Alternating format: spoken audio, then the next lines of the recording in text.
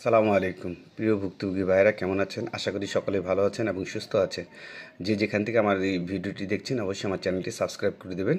আজকে সিলেট বিএফএস গ্লোবালের সর্বশেষ যে আপডেট, আজকে 2023 ও 24 সালের 3টি স্পন্সর ভিসা হয়েছে এবং 2023 ও 24 সালের 4টি ফ্যামিলি ভিসা হয়েছে এবং 2023 ও 24 সালের টোটাল 5টি পাসপোর্ট আজকে জমা হয়েছে এবং 2024 সালের 3টি পাসপোর্ট রিজেক্ট হয়েছে।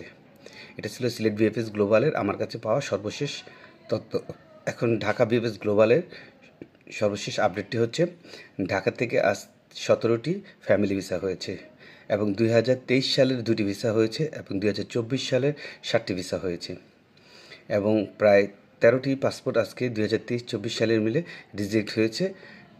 এবং সবচেয়ে বড় সুখবর হচ্ছে, যারা বর্তমানে অ্যাপয়েন্টমেন্ট ডেট পেয়ে পাসপোর্ট জমা দিচ্ছে তাদের ভিসা মাত্র 7 দিনের ভিতরে রেডি হয়ে যাচ্ছে। আসলে এটা তাদের জন্য সবচেয়ে বড় পাওয়া।